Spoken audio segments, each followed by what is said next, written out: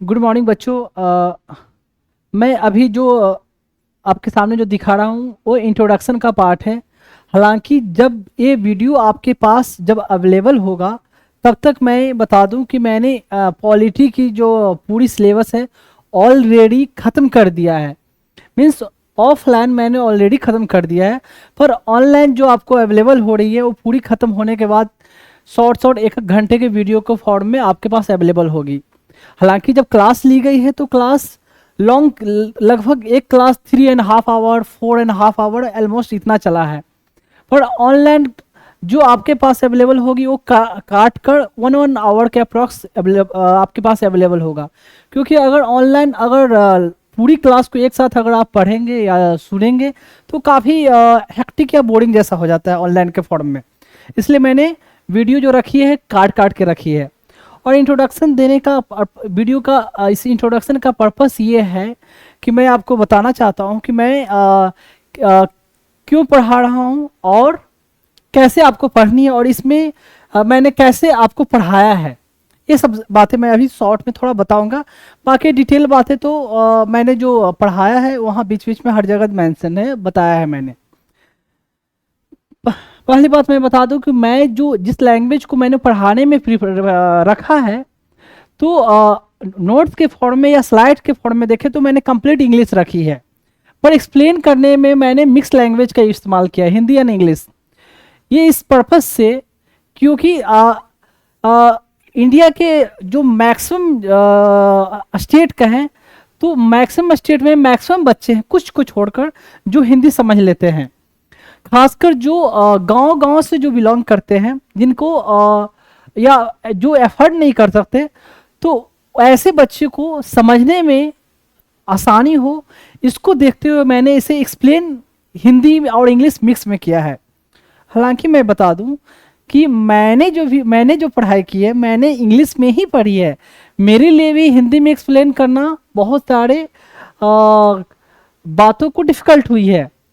तो कोई नहीं, फिर भी मैंने जितना हो सका है अच्छे तरीके से डिटेल तरीके से मैंने एक्सप्लेन करने की कोशिश की है।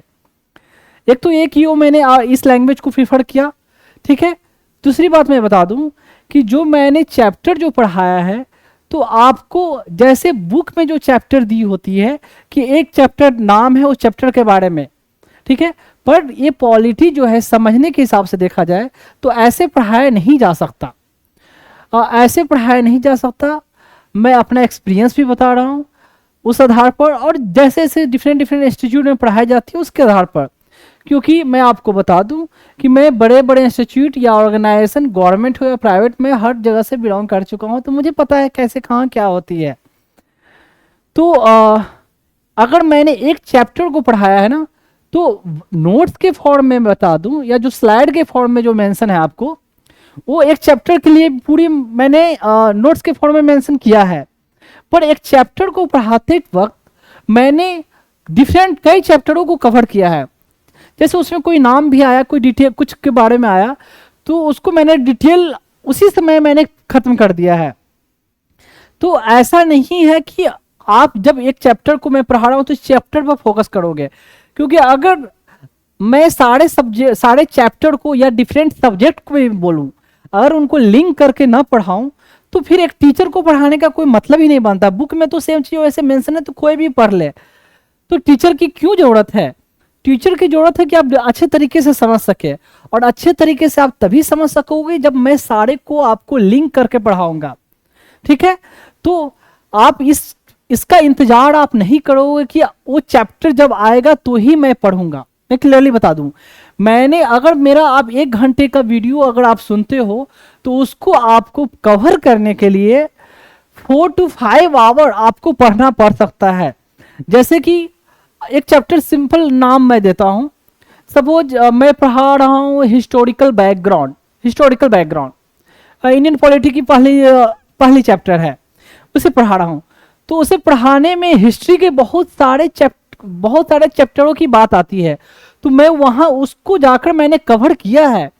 तो जब भले ही आप ये चैप्टर एक पढ़ रहे हो, पर जब मैंने उन हिस्ट्री वाले पर्सपेक्टिव को भी कवर किया है, मॉडर्न हिस्ट्री हो या एंशिएंट हो, व्हाटएवर हो या मिडिवल हो, ठीक है, या कोई फिजिक्स का मैटर या केमिस्ट्री का मैटर, व्हाट एवर।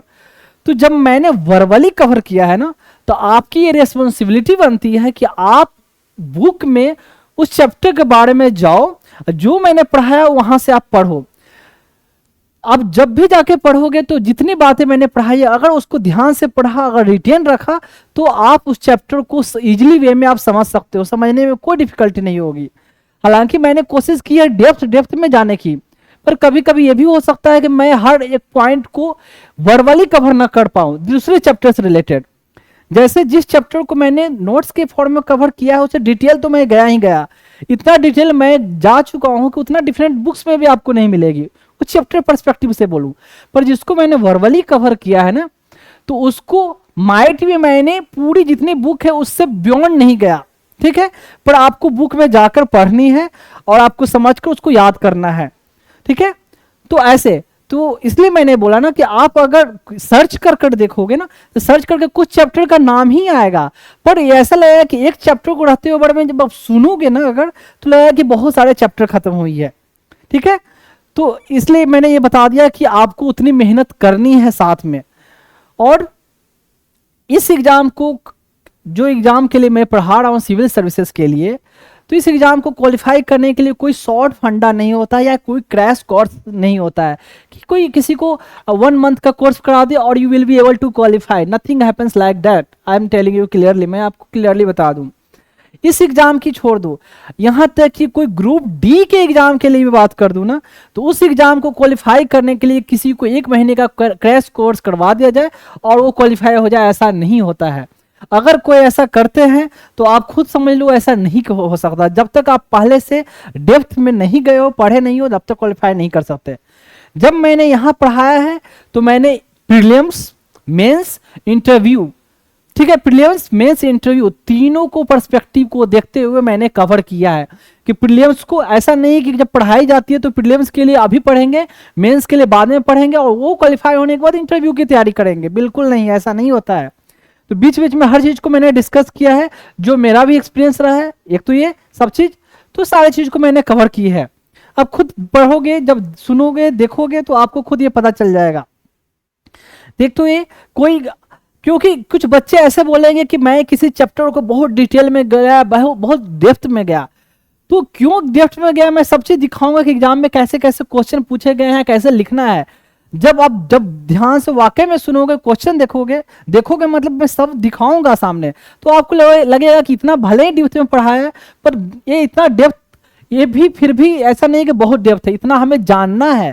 क्योंकि जिस एग्जाम के लिए पढ़ रहे हो ना, ऑफिसर के लिए, क्लास ए ऑफिसर, IAS, IPS, IFS और व्हाटएवर जितने सारे सर्विसेज उस एग्जाम के लिए पढ़ रहे हो, तो उस एग्जाम के लिए बच्चों के पास उतनी कैलिबर होनी चाहिए, क्योंकि उस ढंग से वहां आपको परफॉर्म करनी है, वहां काम करनी है। इसलिए मैं आपको बता दे रहा हूँ कि ऐसे आप कितने बच्चे सोचेंगे कि बहुत डिटेल टफ है, ये है, ये बकवास पढ़ा रहे, इतना जाने की जरूरत ही नहीं है। तो ऐसा अगर सोचोगे तो ऐसे क्वालिफाई होने से रहा नहीं हो सकते। जो फैक्ट है, जो फैक्ट बात है। अब कितना घंटा पढ़ना है, ये सब वो बीच बीच में मैं डिस्कस करूंगा। एक तो ये समझ गए कैसे पढ़ना, की लैंग्वेज में क्यों कवर किया और कितनी आपको मेहनत करनी है, ये बता दिया। मैं दूसरी बात मैं बता दूं कि मैं जो ये पढ़ा रहा हूं उसका पर्पस क्या है। उसका पर्पस मेरा क्या है कि बेसिकली ये पढ़ाना, एक तो बच्चों को मतलब जो गरीब बच्चे भी है वो भी समझ सके, एक तो ये, ठीक। दूसरी बात, इसको पढ़ाने का मेरा एक और पर्पस क्या है कि मुझे एक तरह से मैं बता दूं कि फंड रेज करना, उन बच्चों के लिए मैं फंड रेज करना चाहता हूं जो बच्चे ऑर्फेन या अनाथ है, जिनके कोई नहीं है दुनिया में, माँ बाप कोई नहीं है, ठीक है। तो उन बच्चों के लिए मैं फंड रेज कर रहा हूं। और दैट्स मैं पर्सनली बता दूं कि मेरा ये जो ड्रीम है, गोल है, लक्ष्य है, व्हाटएवर बोले आपको, कि इंडिया के हर स्टेट से मिनिमम मैं एक बच्चे को मैं अडॉप्ट करूं, मिनिमम एक, हर इंडिया के हर एक स्टेट से। तो उसे, उन बच्चों को नर्चर करने के लिए, नरिश करने के लिए, परवरिश करने के लिए मुझे सफिशिएंट अमाउंट की जरूरत है। तो उसके लिए एक तो ये पढ़ा रहा हूं ताकि मैं फंड रेज कर सकूं उन बच्चों के लिए, ठीक है।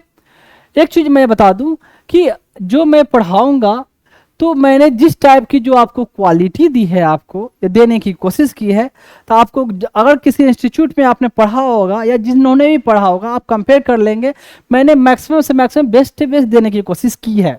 ठीक है, तो ऐसा नहीं है कि मैं ही बेस्ट हूँ, बेस्ट तो कोई भी हो सकते हैं, पर डिफरेंट डिफरेंट इंस्टीट्यूट में भी अच्छे तरीके से पढ़ाई जाती है, पर उनका टाइम कंस्ट्रेंट, मतलब टाइम की कमी हो जाती है कि वो 2.5 घंटे या 3.5 घंटे का होता है एक क्लास, एक क्लास मतलब पर डे का क्लास। तो 9 महीने 10 महीने 11 महीने में सिलेबस खत्म करते हैं, तो कैसे खत्म कर पाएंगे? मैं भी रह चुका हूँ वहां से, तो मुझे पता है, पर मेरे पास ऐसा कोई रिस्ट्रिक्शन है नहीं, तो मैंने पूरी डिटेल में पढ़ाई है। तो मैं बता रहा था उन बच्चों को, फंड बच्चों के लिए। देखें, आप कितने लोगों ने मुझे बोला कि आप कितना भी अच्छा पढ़ा लो, आप फंड रेज नहीं कर सकते ऑनलाइन के जरिए। ट्रू, चलो कोई मान लिया भी जाए, पर जिनको ये खुद रियलाइज होगा वो खुद देंगे, कोई कंपलसरी नहीं है। और कि कोई ऐसा मेरे पढ़ाने में ऐसा नहीं है कि जब तक आप लिंक को पेमेंट नहीं करोगे आप आगे देख नहीं सकते। आराम से सबके लिए ओपन है, सब लोग देख सकते हैं, उसमें कोई रिस्ट्रिक्शन नहीं है। तो देने की जब इच्छा हुई, जो मैं काम कर रहा हूँ, मैंने भी कभी नहीं सोचा था कि I will be able to do this thing, या मुझे ये काम करूंगा। जैसे आम लोगों की तरह सबकी होती है कि एक अफसर बनकर बढ़िया से लाइफ, एक अच्छी तरीके से लाइफ गुजारनी है। मैंने भी लगभग जब आप लोग की उम्र में था तो ऐसे ही सोचा था, पर कब लाइफ में क्या चेंज हो जाती है पता नहीं होता, और कब हो जाता है। तो ऐसे जिनको खुद लगेगा अगर ईश्वर ने, खुदा ने, अल्लाह ने, वाहिगुरु ने और जीसस ने जब मुझे ये अपने आप में मन में ये करने के लिए लाया भावना, तो सामने वाले के मन में खुद आ जाएगी। ठीक है, तो ये है। एक बात और बता दूं, जो चैनल हो गई या यूट्यूब की चैनल, फेसबुक, ट्विटर, इंस्टाग्राम, उसके बारे में डिटेल, वो मैं चैप्टर जब खत्म होगा, चैप्टर खत्म मतलब इस टॉपिक को या हर क्लास के खत्म होने के बाद मैं उसको दिखा दूंगा। और अभी जो वीडियो अभी अवेलेबल होगी इंट्रोडक्शन वाली, लगभग ऑलमोस्ट हर क्लास में मुझे ये डालना पड़ेगा, फिर बाद में ऐसा होगा कि मैं नहीं डालूंगा। ठीक है, तो एक तो ये जो भी पेमेंट का ऑप्शन है वो स्क्रीन पर ये यूपीआई आईडी या जो भी आपका हो बार कोड वो आपको दिख जाएगा। आप जो भी पेमेंट करो, आप एज ए फी पेमेंट करो, भले आपकी मन है या ना माने, नहीं मन है तो मत करो, ये आपकी विश है। ठीक है, लेकिन मैं आपको बता दूं, आप जो भी पेमेंट करें तो मुझे एज ए गुरु मानकर भले ना करे, या फी मानकर ना करे, या करें आपको या फिर भी ना करे, तो ये मान के करे कि आप एहसान कर रहे हो मुझ पर, आप मान सकते हो, मुझे कोई प्रॉब्लम नहीं है। मीन्स आप ये मान सकते हो कि आपने पेमेंट कर कर विकास कुमार पर एहसान किया, पर मैं आपसे ये रिक्वेस्ट करूंगा तो उन बच्चों पर ये मानकर आप मत पेमेंट करना कि उन बच्चों पर एहसान कर रहे हो। क्यों मैं आपसे ये बोल रहा हूँ? क्योंकि मैं जो काम कर रहा हूँ ना, मैं एक्सेप्ट ये नहीं करता हूँ कि मैं जो कर रहा हूँ उन बच्चों पर एहसान कर रहा हूँ, बिल्कुल नहीं। हमें ईश्वर ने दिया, खुदा ने, भगवान ने, जीसस ने, वाहिगुरु ने हमें इतनी ब्रेन दी, तो इसलिए मैं ये कर पा रहा हूं। अगर वो नहीं दे पाते तो मैं नहीं कर पाता। ठीक है, तो जो भी दिया हुआ उनका है, इसलिए मैं कर पा रहा हूं। तो इसलिए वो बच्चे बेचारे ऑलरेडी बहुत एहसान में जब रह चुके हैं। एक बच्चे को बिना माँ बाप का पलना बड़ा होना कितना डिफिकल्ट होता है, खुद सोच कर देखो। जब एक बच्चे की माँ चली जाए या 1-2 दिन के लिए, तो कितना बच्चा रोता है, तो उन बच्चों की हालत क्या रही होगी। तो इसलिए आप मुझ पर एहसान मान सकते हो, मानना कोई प्रॉब्लम नहीं है। आई विल एक्सेप्ट डेट, आपने मुझे जो भी दिया, फी दिया, इवन 1 रुपया भी आप देते हो मुझे, तो मैं मानूंगा कि आपने एहसान किया। पर ये मत मानना कि आपने बच्चों पर एहसान किया, क्योंकि वो बच्चे ऑलरेडी एहसान में दबे हुए हैं। एक चीज और, जो भी आप पेमेंट करेंगे वो मैं बाद में दिखाऊंगा, तो उसमें मैं आपसे गुजारिश करूंगा कि आप अपना नाम मेंशन कर देंगे और अपना प्लेस जहां से आप बिलोंग करते हो, and your number if your wish, अगर आपकी विश है तो अपना नंबर उसमें मैसेज के साथ डाल सकते हो। नहीं डालना चाहते तो एटलीस्ट नाम एंड प्लेस जहां से आप बिलोंग करते हो।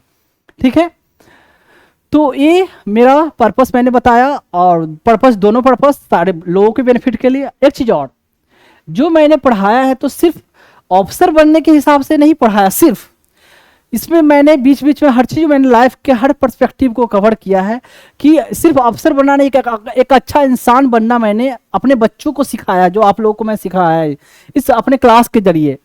तो कहते हैं डिफरेंस होता है विद्वान, गुणवान एंड बुद्धिमान। तो किताबें पढ़ के आप विद्वान बन सकते हो, ठीक है, पर गुण के लिए सिर्फ किताबों से गुण नहीं आता, पर कितने लोग ऐसे हैं जिनको विद्या नहीं है पर गुण है, जिसको ज्ञान कह सकते हैं, ठीक है। और बुद्धिमान तो दैट्स अ डिफरेंट पर्सपेक्टिव होता है, चालाक होना। तो मेरा पर्पस है कि मैं अपने बच्चों को विद्वान के साथ साथ बुद्धिमान और जो ज्ञानवान बोलते वो बनाऊं, ठीक है। ज्ञानवान और क्या बोला, बुद्धिमान की बात नहीं करूंगा, एक तो विद्वान की बात कर रहा हूं, ज्ञानवान और गुणवान की बात कर रहा हूं, ठीक है। तो वो सब क्या चीजें होती है डिटेल वहां डिस्कस होगा। तो अभी तक मैंने बताया क्या क्या, ये इंट्रोडक्शन का पार्ट है, बाकी अब धीरे धीरे अब चलते हैं टॉपिक पे, ठीक है। अब है थर्ड शेड्यूल, ओथ अफर्मेशन के बारे में मेंशन है यहाँ। तो ओथ किसका, देखें यहाँ ध्यान से, यूनियन मिनिस्टर, यूनियन मिनिस्टर जितने हैं इसमें प्राइम मिनिस्टर भी आ जाएंगे यूनियन मिनिस्टर में। Candidate for election to parliament, जो कैंडिडेट हैं जो पार्टिसिपेट किया वो जीता हारा मतलब नहीं है, जो कंटेस्ट कर रहे हैं कोई भी कैंडिडेट हो, सबको इलेक्शन मतलब कंटेस्ट करने से पहले ओथ लेना है।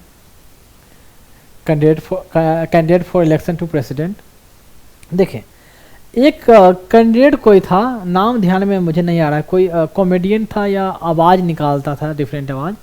तो नरेंद्र मोदी के कंस्टिट्यूएंसी जहाँ वाराणसी, वहाँ से वो नॉमिनेशन पेपर डाला, उसका नॉमिनेशन पेपर बाद में रद्द कर दिया गया, ग्राउंड किया दिया गया कि आपने ओथ तो लिया नहीं। तो कैंडिडेट को ओथ लेना है तभी नॉमिनेशन पेपर आपको वैलिड मानेगा। उसने बोला भाई ओथ लूंगा क्या, हमने पेपर डाला तो आप कोई ओथ दिलवाओगे ना कि आपको ये सामने मजिस्ट्रेट के सामने, डीएम के सामने बोलना है, रख लिए चुपचाप आप बोल दी जाओ, और जब बाद में बोलते हो कि आपका नॉमिनेशन रिजेक्ट होगा क्योंकि आपने ओथ नहीं लिया, आप बोलोगे ना भाई हमें क्या पता कब लेना है, किसके सामने लेना है, आज लेना है कल लेना है। बस बेसिकली उसको छांटना था कि कोई छोटे छोटे और कैंडिडेट खड़े ना हो, ज़्यादा number of candidate Narendra Modi के सामने, तो एक बहाना था कि छांटने का। तो ये न्यूज में था ऐसा। उसका नाम क्या तो था यार, जो नरेंद्र मोदी की जो है उनके जैसा आवाज़ निकालता है, खैर आप लोगों को पता होगा, मुझे नाम ध्यान में नहीं है। तो ये कुछ भी मैं बताता हूँ कोरिलेट करता हूँ ताकि याद रहे, ये पर्पस है, न कि उस पर्सन से या किसी से मुझे दोस्ती दुश्मनी ऐसा हो। अब है यूनियन मिनिस्टर जो कैंडिडेट है, मेंबर ऑफ पार्लियामेंट जो बन गए, जजेज of the supreme court, supreme court के जज, हाई कोर्ट के जज, थोड़ा बड़ा कर देता हूँ, आर्टिकल से मतलब नहीं है छोड़ो, सुप्रीम कोर्ट के जज, हाई कोर्ट के जज, कैग हैं, controller general, controller and auditor general, देखे दोनों जगह, यहाँ सुप्रीम कोर्ट के जज, हाई कोर्ट के जज, यहाँ भी यूनियन मिनिस्टर जो कंटेस्ट करने वाले हैं वो भी जो मेंबर ऑफ पार्लियामेंट बन गए। फिर वैसे ही candidate to election to state legislature, member of the state legislature, जजेज ऑफ द हाई कोर्ट। अब यहाँ कौन नहीं है, ओथ ऑफ अफर्मेशन किसका नहीं है, प्रेसिडेंट का नहीं है, वाइस प्रेसिडेंट का नहीं है, क्योंकि वाइस प्रेसिडेंट भी मेंबर ऑफ पार्लियामेंट तो नहीं होते, वो भी लोकसभा राज्यसभा के मेंबर ऑफ पार्लियामेंट थोड़ी होते हैं, मतलब एमपी थोड़ी होते हैं। तो यहाँ भी देखिए इलेक्शन कमीशन का नहीं है, इलेक्शन कमीशन कमिश्नर का नहीं है, कहने का मतलब प्रेसिडेंट वाइस प्रेसिडेंट यहाँ नहीं है। और कौन बचा इसमें जो है वो नहीं है, ऐसा कुछ है। फिर देखो यहाँ भी देखो गवर्नर का नहीं है, गवर्नर का नहीं है, चीफ मिनिस्टर का है, ऑब्वियस सी बात है कि लेजिस्लेटिव असेंबली के मेंबर तो चीफ मिनिस्टर बनेगा ना, प्राइम मिनिस्टर तो बनेगा, तो उसका है एक तरह से, लेकिन किसका किसका नहीं है दिखा दिया। ऊपर वाले प्रेसिडेंट का वाला जो थे नहीं, गवर्नर वाला का नहीं, वाइस प्रेसिडेंट वाला का नहीं, चीफ इलेक्शन कमिश्नर तो चलो पहले से है ही नहीं। ये पता होना चाहिए किसका नहीं है, किसका है वो तो है ही। तो खैर ये हुआ। फोर्थ शेड्यूल में देखो, फोर्थ एलोकेशन ऑफ सीट है, जो राज्यसभा में किस स्टेट को कितना सीट देना है दिया गया है। तो ये है allocation of seat to Rajya Sabha to the state and union territory. तो कुछ ही यूनियन टेरिटरी है जिसको राज्यसभा में सीट दिया गया, आई थिंक दिल्ली को दिया गया है, पौंडीचेरी को आई थिंक नहीं दिया गया राज्यसभा में से, दिल्ली को ही तो दिया गया है, शायद एक है या दो है, ऐसे कुछ दो होंगे शायद। तो ये है fifth schedule. Fourth schedule, fifth schedule में क्या है, प्रोविजन रिलेटेड टू, देखें administration and control of schedule area and schedule tribes, schedule area and schedule tribes. Schedule area कौन कौन सा है? एक ट्राइबल एरिया नहीं कहला रहा है, शेड्यूल ट्राइब्स। तो शेड्यूल एरिया कौन कौन से हैं? 10 शेड्यूल एरिया नाम बता दिया था कहाँ कहाँ है। तो नॉर्थ ईस्ट वाले स्टेट को छोड़कर जो इधर वाला स्टेट है, नॉर्थ वाले एक तरह से, तो नॉर्थ वाले या साउथ वाले जो state, north India south India जो स्टेट है, वो 10 का नाम बताया, मैं फिर से नहीं बताना चाहता। तो ये हो गया आपका देखें फिफ्थ शेड्यूल, शेड्यूल ट्राइब। लेकिन किसको? ये 4 स्टेट जो है इनको छोड़कर, जिनके tribal area AMTM, Assam, Meghalaya, Tripura and Mizoram, AMTM ऐसे याद रख सकते हो। Provision relating to administration of tribal area, देखें यहाँ ट्राइबल एरिया नहीं है, यहाँ है tribal area in the state of AAA में। यहाँ schedule area and schedule tribe की बात है, ना कि ट्राइबल एरिया की बात है। अभी तक इतना जानने की जरूरत है, इतना जानने की जरूरत है। तो ये हुआ। अब देखो इधर के आर्टिकल का मैं चर्चा नहीं कर रहा हूँ, जरूरत नहीं, कम से कम इतना जरूरत है जानने की। Fifth schedule, six schedule, seven schedule हमेशा बोला है, state list, union list, concurrent list, subject divide किए गए हैं कौन कौन से हैं। ये बुक में आपको, किताब में आप बैक में जाओगे तो यूनियन लिस्ट में, स्टेट लिस्ट में और कंकरेंट लिस्ट में कितने कितने सब्जेक्ट, लंबा चौड़ा देखो ना, इतने सारे हैं सब्जेक्ट। देखो यूनियन लिस्ट में 98 सब्जेक्ट हैं, ओरिजिनली क्या थे छोड़ो, उससे मतलब नहीं है। स्टेट लिस्ट में अभी 59 सब्जेक्ट हैं, कंकरेंट में समथिंग है लगभग 52 है सब्जेक्ट। उसको देखोगे, उतना पढ़ोगे, याद करोगे तो बहुत मुश्किल है कि याद रह जाए। पर हाँ, एक रीडिंग मार लेना है, अभी नहीं बाद में, जब बहुत हद तक जब मैं पढ़ा दूँ या पढ़ लो, तब आपको खुद पता चल जाएगा कि हाँ, कि ये देखते ही पता चल जाता है कि ये स्टेट सब्जेक्ट हो सकता है, स्टेट के लिए इंपॉर्टेंस है, ये सेंटर के लिए इंपॉर्टेंट है, ये बीच बीच का है।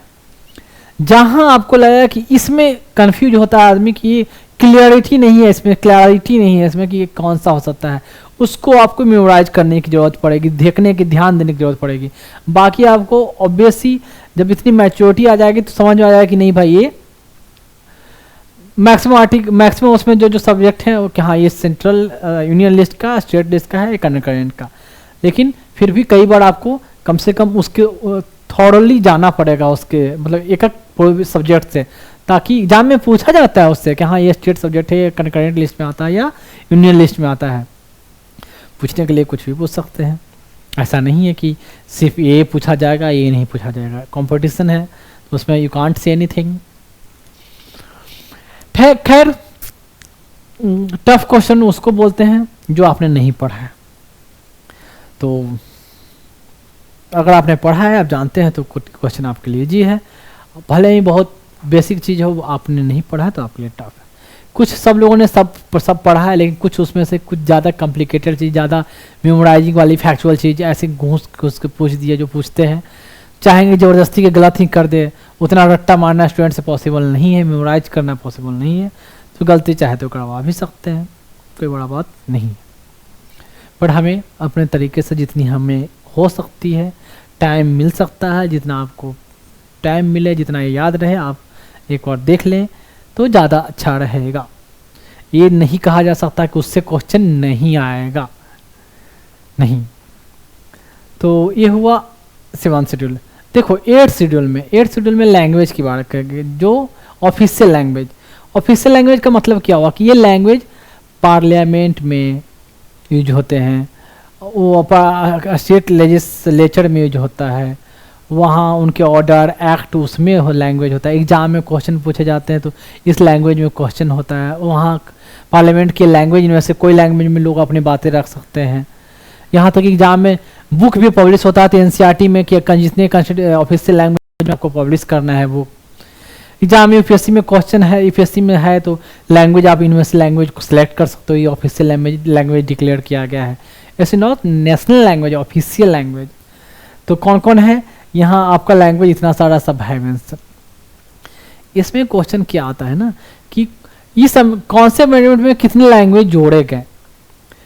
शुरू में कितने थे वो तो ठीक है, बाद में एक पढ़ में 3 लैंग्वेज जोड़ा, एक लैंग्वेज जोड़ा गया, एक में अगली बार 3 लैंग्वेज जोड़ा गया, अगली बार 4 लैंग्वेज जोड़ा गया, 4 3 7 1 8, लेकिन स्टार्टिंग में जो लैंग्वेज थे इसके 14 ही थे, 14 के बाद 8 जोड़ा गया।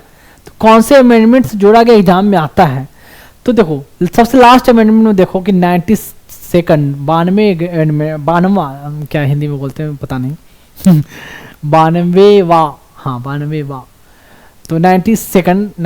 तो 92 या 92nd अमेंडमेंट एक्ट में ये हुआ 2003 में।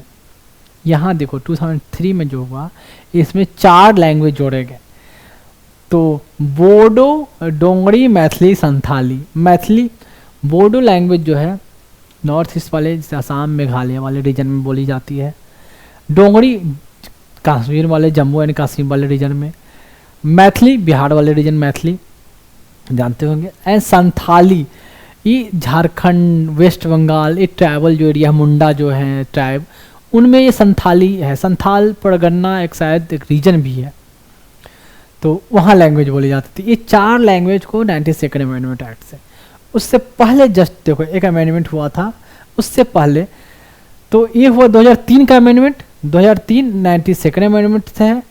2003 अमेंडमेंट से पहले हुआ 92 में अमेंडमेंट, 92 1992 में, 1992 में अमेंडमेंट हुआ, तो उसमें का आर्टिकल एक मैंने देखो 72 73rd अमेंडमेंट एक्ट हुआ पंचायत से। तो इसके आसपास का अगर पता भी नहीं हो तो कौन सा आर्टिकल अमेंडमेंट हुआ होगा 72 73rd के आसपास का ही, तो 71st अमेंडमेंट एक्ट। ये देखो अब है एक और 86 कॉन्स्टिट्यूशनल अमेंडमेंट एक्ट 2002 में हुआ। इसमें राइट टू एजुकेशन की जो बात है, तो 86 कॉन्स्टिट्यूशनल अमेंडमेंट एक्ट 2002, ये अमेंडमेंट हुआ 2003 में। तो 86 के बाद का आसपास कहीं आर्टिकल होगा, तो आसपास का आर्टिकल 92 है 86 के 4 अमेंडमेंट के बाद, 3 अमेंडमेंट के बाद 92, 3 नहीं 4 2 6 5 6 अमेंडमेंट हुआ, तो उसके बाद तो 92। कभी कभी एग्जैक्ट पता नहीं होगा अमेंडमेंट कौन सा था, लेकिन उसके आसपास को पता हो ईयर की समय, ईयर में तो ये अमेंडमेंट हुआ था यार, इसके आसपास में ये आसपास का ही तो हो सकता है ना, तो ऑप्शन में आएगा, तो इतना दिमाग लगा के आप आंसर कर सकते हो। तो 92nd 2003 में हुआ और इसमें 4 लैंग्वेज, और 92 में हुआ तो ये अमेंडमेंट है 71st अमेंडमेंट, इसमें 3 लैंग्वेज जोड़े गए, कोंकणी मणिपुरी एंड नेपाली। कोंकणी ये बोला जाता है आपका गोवा में, गोवा महाराष्ट्र रीजन, मणिपुरी मणिपुर में ही, एंड नेपाली नेपाल के आसपास जो रीजन, जैसे कि आपका बिहार में आई थिंक आप नॉर्थ नेपाल के आसपास वाले जो रीजन होगा, उत्तराखंड वाले एरिया में भी आपको देखा है नेपाली बोली जाती है, बिहार में कम, उत्तराखंड में ही ज़्यादा है। नेपाली हो गया, मणिपुरी, कोंकणी, मणिपुरी, नेपाली। ये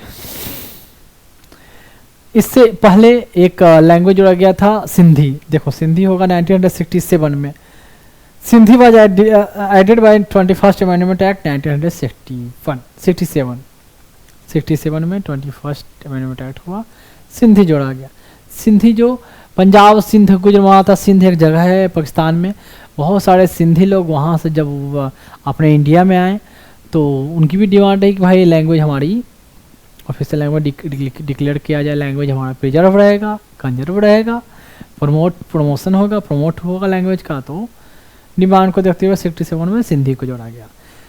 ध्यान दें, सिंधी 67, कोंकणी मणिपुरी, कोंकणी मणिपुरी एंड नेपाली।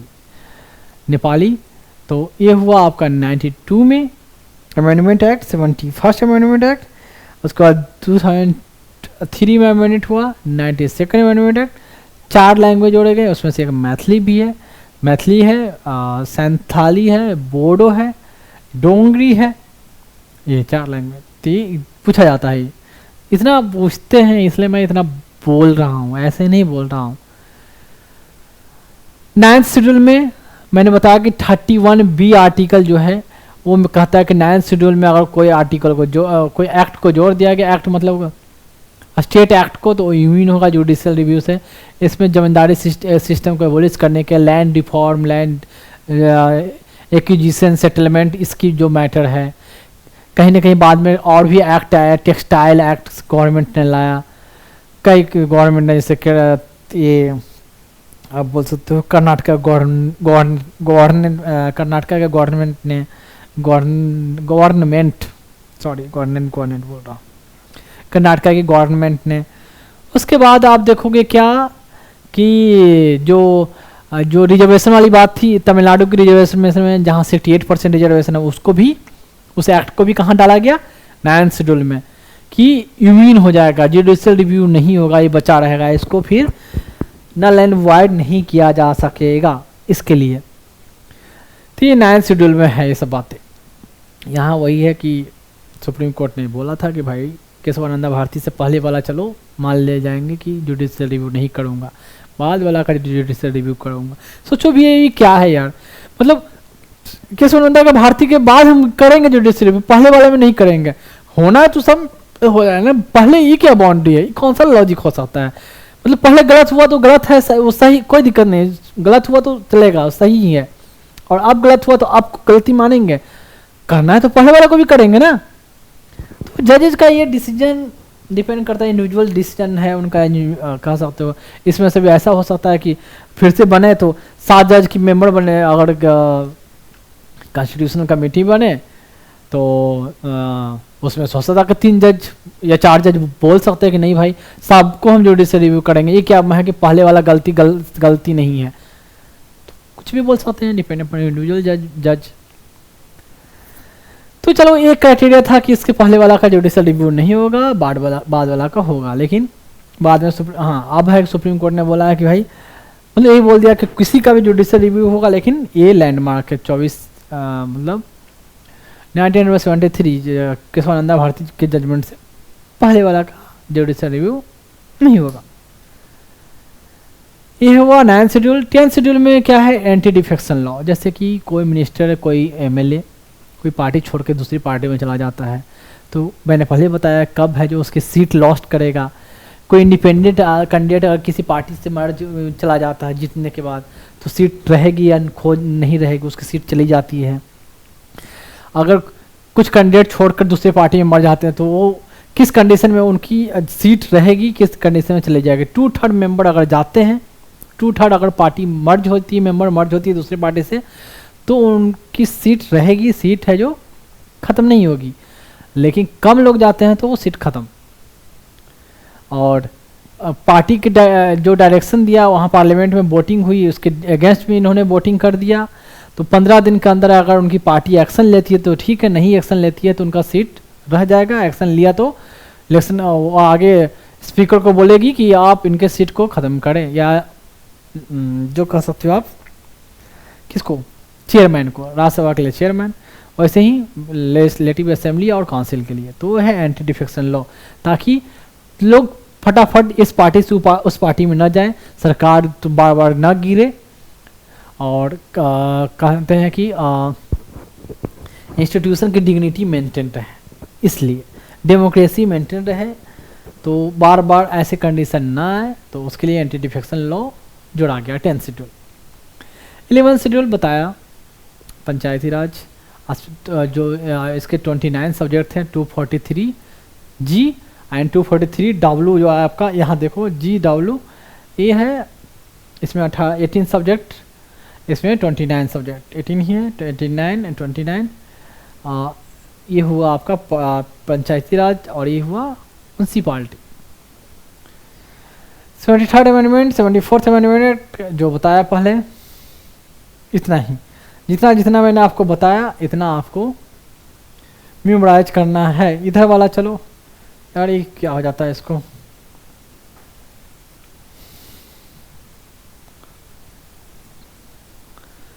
हाँ जी, तो इतना जो बताया उतना, उसमें कोई कंप्रोमाइज की बात नहीं है। इतना देर से जो मैंने बोला है, तो इसका ये सिग्निफिकेंस है, ये सब मैं बता चुका हूँ। अब देखो इतना आया, तो इससे रिलेटेड क्या क्या क्वेश्चन आ चुका है, चलो अब थोड़ा क्वेश्चन भी देख लिया जाए। बहुत सारे हैं, बहुत सारे। हाँ,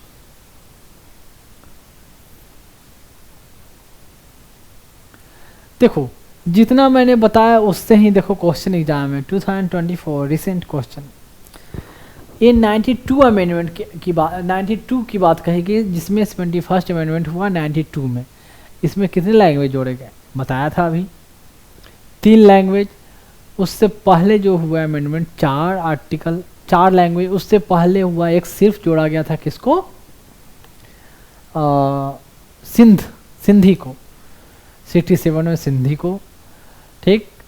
और आपका जो 92 में जो अमेंडमेंट हुआ 71st, और रिसेंट अमेंडमेंट जो हुआ उसके बाद 2003 वाला, 3 वाले में 4 लैंग्वेज, 4 में अपना बिहार का जो बोलोगे, बिहार का मैथिली संथाली, और आपका 2 बोडो डोंगरी। और ये 192 वाला, इसमें 3 लैंग्वेज, कोंकणी गोवा वाली, मणिपुरी एंड नेपाल उत्तराखंड के रीजन वाली नेपाली। मैथिली बाद में जुड़ा ना रिसेंटली 2002-3 में, तो मैथिली नहीं है, बाकी 3 ऑप्शन में आपका है ही। अब है देखो इजी अभी लग रहा है, जब पूरा हो जाता है तो उतना सिलेबस को डिवाइड करके जब स्टूडेंट जब जाता है उस समय के हिसाब से देखा जाए तो टफ हो जाता है एग्जैक्ट, यार कौन था किस में था। अभी जस्ट पढ़ा है तो काफ़ी इजी लगता। अब ये चीज़ मैं डायरेक्ट अगर मैं 2 महीने बाद पूछ लूँ और कुछ और चैप्टर पढ़ा रहा हूँ, तब उसमें भी सोचने के लिए मजबूर हो जाओगे कि रिसेंट अगर रिवीजन नहीं किए हो तो ये कहना कि क्वेश्चन इजी है या टफ है तो डिपेंड करता है कि आपने पढ़ा है, याद है तो इजी, नहीं याद है तो टफ। खैर ये अब देखें, एक चीज़ और मैं बता दूँ, 9th शेड्यूल जो ऐड हुआ था ना, वो ऐड हुआ था फर्स्ट अमेंडमेंट एक्ट के द्वारा। वो हुई 1951 में, आज़ादी के इंडिपेंडेंस हुआ, रिपब्लिक डे सेलिब्रेट हुआ, उसके 1 साल बाद ही 1951 में 9th शेड्यूल जोड़ा गया। 9th शेड्यूल में क्यों, 9th शेड्यूल में क्या वो सब जो क्यों लैंड रिफॉर्म किया जा रहा था, तो लैंड रिफॉर्म से एक्ट जो था वो जोड़ा गया 9th शेड्यूल में, ताकि इसका जुडिशियल रिव्यू ना हो और इसमें जुडिशरी उंगली ना करे। तो ये है 9th शेड्यूल। अब क्वेश्चन आता है कि 9th schedule was introduced in the constitution of India during the prime ministership of, तो 1951 में हुआ 9th शेड्यूल का फॉर्मेशन। किसकी गवर्नमेंट थी, कौन थे प्राइम मिनिस्टर, जवाहरलाल नेहरू। तो ये आई थिंक जो अमेंडमेंट वाली बात है यहाँ कहीं मेंशन है या नहीं है, कहीं मेंशन होना चाहिए। चलो यहाँ कहीं मेंशन नहीं है तो कोई बात नहीं है। यहाँ हाँ शायद देखो, reform and evolution of zamindari system and the parliament dealing with the other matter, this schedule was added by first amendment act 1951 to protect the law included its from judicial. जो मैंने बात बोला ये यहाँ मेंशन है, देख लेना। तो 1951, इससे देखो बार बार क्वेश्चन कैसे आया, एक क्वेश्चन तो कर दिया, एक क्वेश्चन भी कर लिया। अब ये question, under which schedule of the constitution of India can the transfer of tribal land to private property for mining be declare null and void. Tribal land जो है प्राइवेट प्रॉपर्टी को, प्राइवेट पार्टी को mining के लिए जो नहीं दिया जा सकता। अब देखें 3rd schedule, 5th schedule, 9th schedule, 12th schedule. 12th schedule municipality, 11th schedule है ना panchayat, 9th schedule land reform act. 3rd schedule क्या है, 3rd शेड्यूल बताओ, ओथ है ना, अफर्मेशन है ना, ओथ के लिए। 2nd है क्या, इमोल्वमेंट कितना, एलोवेंस कितना, प्रिविलेज कितना। 5th शेड्यूल है किसके लिए, schedule area and schedule tribes के लिए। 6th शेड्यूल है ट्राइबल एरिया के लिए है। तो अब है 5th, इसमें तो ऑब्वियस सी बात है ट्राइबल लैंड की बात चर्चा कर रहा है, तो कहाँ 5th शेड्यूल। 5th शेड्यूल में schedule area and schedule tribe. Schedule area है, ट्राइबल एरिया नहीं बोला, ट्राइबल एरिया सिर्फ 4 स्टेट से रिलेटेड है, AMTM असम, मेघालय, त्रिपुरा, मिजोरम।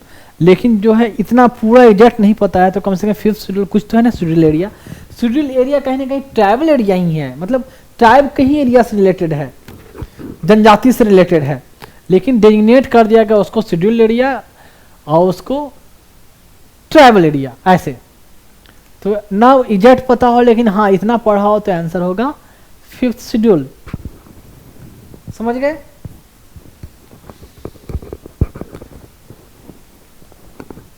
तो चुभ रहा है मुझे।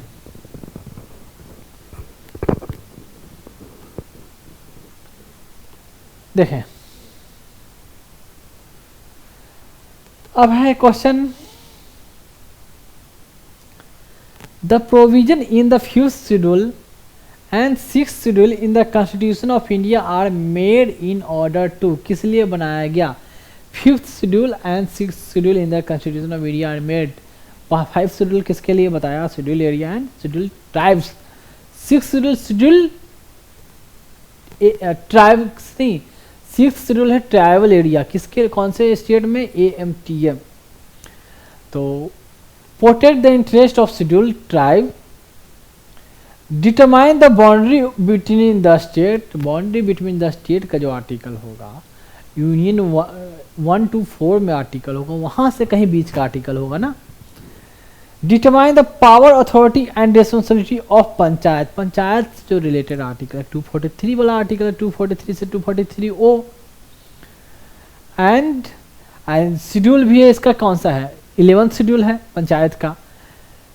Determine the boundary between India, तो जो अगर ये कोई शेड्यूल भी आएगा कहीं ना कहीं यूनियन एंड इट्स टेरिटरीज से जो मेंशन है, तो शेड्यूल 1 में है। And protect the interest of the border state, ऐसा कुछ है आर्टिकल, बॉर्डर स्टेट का कुछ नहीं है। अब protect the interest of schedule tribe, तो ऑब्वियस सी बात है शेड्यूल, 5th शेड्यूल किससे है? इससे है, ऑप्शन आपका ये होगा।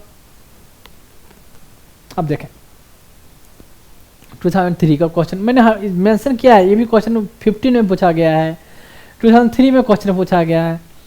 9th schedule of the Indian constitution by added by, कौन सा अमेंडमेंट? मैंने बताया फर्स्ट अमेंडमेंट एक्ट 2003 में क्वेश्चन पूछा गया। तो अब है विच one of the following schedule of the constitution of India contains provision regarding anti defection, 2014 का question. Anti defection 10th schedule बताया अभी, 10th शेड्यूल है तो यहाँ 10th है, इसमें सोचना क्या है। 2nd शेड्यूल क्या है बताओ फटाफट, क्या है?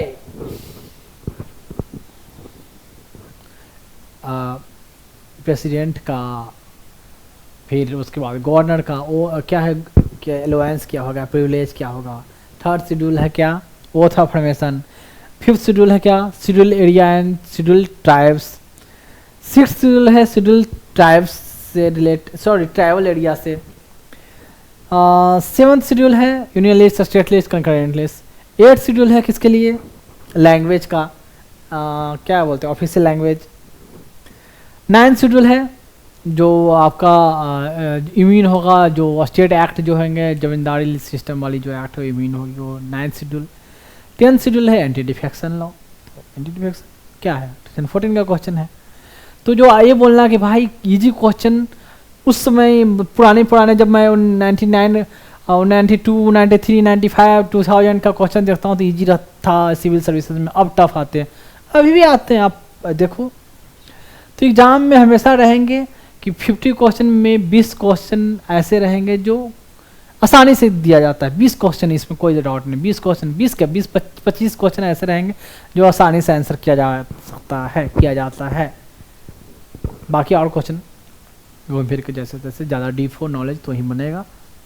ऑब्वियस सी बात है, ऐसा नहीं कि सारे क्वेश्चन टफ रहते कोई भी एग्जाम में। IIT का एग्ज़ाम दो, IIM का एग्ज़ाम दो, और क्या बोलूँ मैं, MTech का एग्ज़ाम दो, गेट का एग्ज़ाम दो, PG का एग्ज़ाम दो, DM MCH कुछ का एग्ज़ाम दो, तो ऐसे क्वेश्चन रहते ही रहते हैं। कुछ क्वेश्चन इजी, कुछ क्वेश्चन थोड़ा कॉम्प्लिकेटेड। एक क्वेश्चन देखें, which of the following provision of the constitution of India have bearing on education. यहाँ देखें एजुकेशन पर कौन किसका इफेक्ट है, ये सब में से देखें डीपीएसपी में एजुकेशन के बारे में बोला गया है ना कि स्टेट कोशिश करेगा 5 साल तक कम से कम स्टूडेंट बच्चे को जो है जो प्राइमरी मतलब एजुकेशन देगी, बेसिक एजुकेशन 5 साल तक। वहाँ मेंशन है rural and urban local body, यहाँ भी मेंशन है कि प्राइमरी एजुकेशन को लेकर प्राइमरी स्कूल के लिए रूरल एरिया जो मतलब पंचायती राज है चाहे म्यूनसिपाल्टी है वो अपना उनको जुरिडिक्शन दिया गया है। 7th शेड्यूल स्टेट लिस्ट में कंकरेंट लिस्ट है, यूनियन लिस्ट है, तो कंकरेंट लिस्ट में एजुकेशन को रखा गया है 7th शेड्यूल। 5th शेड्यूल और 6th शेड्यूल, 5th शेड्यूल है schedule area and schedule tribes और 6th शेड्यूल है ट्राइबल एरिया। 6th शेड्यूल में बहुत डिटेल लंबा सारा इतना बड़ा दिया हुआ शेड्यूल में कॉन्स्टिट्यूशन वाली जो ऐप है तो ऐप खोल कर देखना या गूगल पर डाल कर देखना 6th शेड्यूल के बारे में लंबी चौड़ी है, बहुत सारी प्रोविजन उसमें ये मेंशन है किसके बारे में, एजुकेशन के बारे में मेंशन है कि शेड्यूल ट्राइबल एरिया में एजुकेशन के लिए गवर्नर क्या करेगा या एडमिनिस्ट्रेशन क्या करेगा, स्टेट क्या करेगा, प्रोविजन वो मेंशन है। 5th शेड्यूल वाले जो आर्टिकल है ना उसमें स्पेशल एक्सप्लिसिट तरीके से मेंशन नहीं है। 5th शेड्यूल का एडमिनिस्ट्रेशन से मेंशन है लेकिन ये मेंशन नहीं है कि एजुकेशन के लिए, ठीक है। लेकिन जो ऑप्शन हमें आता है ये 1 2 3 4 एंड 5 तो सिर्फ 3 जो है डायरेक्टली मेंशन नहीं है। ये माना जा सकता है, एज्यूम किया जाता है कि हाँ एडमिनिस्ट्रेशन के रिगार्डिंग है तो एजुकेशन को भी प्रमोट करने का, उसको भी कहीं ना कहीं डेवलप करने का, उसमें काम करने का प्रोविजन इनडायरेक्टली है। तो अगर हमें इसमें डॉट है, चलो 3rd में 1 2 4 5 तो पक्का मेंशन है कॉन्स्टिट्यूशन में। 1 2 4 5 के हिसाब से देखा जाए तो एक ही ऑप्शन बचता है आपका डी। तो अब देखें ये इस आर्टिकल के बारे में मैंने आपको 5th शेड्यूल और 6th शेड्यूल को डिटेल नहीं बताया क्योंकि बहुत लंबा है, खुद से खोल के देखना। 5th छोटा भी है, 6th में पलटते जाओगे, बढ़ाते हो, स्लाइड स्क्रॉल करते जाओगे, रोल करते जाओगे, स्क्रॉल करते जाओगे, बहुत लंबी चौड़ी दिया हुआ है। खैर ये बताने के लिए तो अगर बच्चे ने नहीं पढ़ा या नहीं कभी आर्टिकल शेड्यूल को खोल कर देखा है कभी कि इसमें क्या क्या है, पढ़ाया भी नहीं गया हो, तो लड़का सबसे पहले क्या जाएगा ब्रेन में, डीपीएसपी में तो है, रूरल एंड लोकल बॉडी में है एंड 7th शेड्यूल में है 1 2 एंड 5। देखो सब ये ऑप्शन मिला होगा कहीं, 1 2 एंड 5 रखा है इन्होंने, इतनी चालाकी कि लड़का मारे जरूर ये मारे। लोग अगर उस सही में इस शेड्यूल को अगर किसी ने ओपन करके नहीं देखा हो इस शेड्यूल को तो गलत तो मारेगा ही। तो एक क्वेश्चन आपका देखें 2000 क्वेश्चन है आपका 2012 का क्वेश्चन है। अब है कहते under which one of the following constitution amendment act 4 language were added to the language. देखे 8th शेड्यूल में 4 लैंग्वेज ऐड किए गए, किस तब जाके हो गया 22। तो अब देखो इसमें ऑब्वियस सी बात है, अभी मैंने बताया था 2008 का क्वेश्चन है, 92nd अमेंडमेंट एक्ट में 4 जोड़ा गया ना।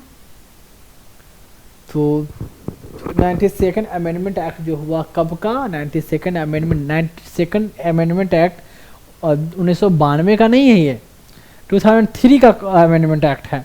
तो इसमें 4 लैंग्वेज जो जोड़े गए हैं कौन कौन थे, बिहार वाले, मैथिली, संथाली, बोडो, डोंगरी, ये 4 लैंग्वेज।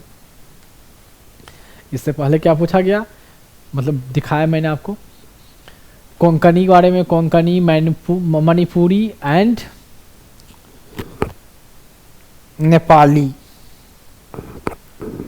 वो है किससे रिलेटेड, इन 92 से हाँ 2003 वाला है, वो आपका है 71 वाला और है 1992। खैर ये बताया दो, ऑब्वियस सी बात है, ये भी बता चुका हूँ। 92nd अमेंडमेंट एक्ट 4 जोड़े गए, तो हो गए 22।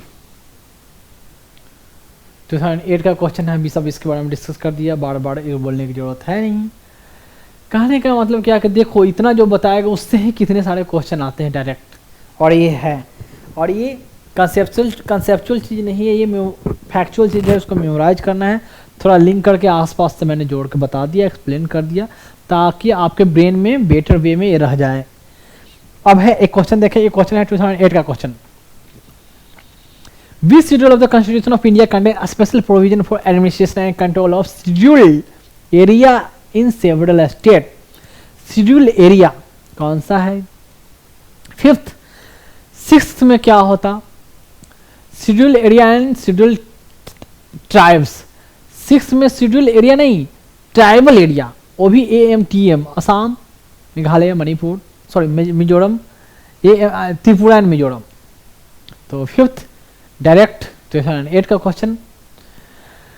ये देखो, which one of the following statement are correctly describe the fourth schedule of the constitution of India. Fourth में क्या है? फोर्थ में, सेकंड में, थर्ड में ओथ है अफर्मेशन, सेकंड में क्या है? एलोवेंस, स्पेशल प्रिविलेज, प्रेसिडेंट, ये सब का थर्ड में है। Oath affirmation member of parliament या कंटेस्ट करने वाले हैं इलेक्शन, उनका लेजिस्लेटिव असेंबली मेंबर होंगे या उनमें कंटेस्ट करने वाले हैं, सुप्रीम कोर्ट के जज, हाई कोर्ट के जज, ये सब वो सब थर्ड।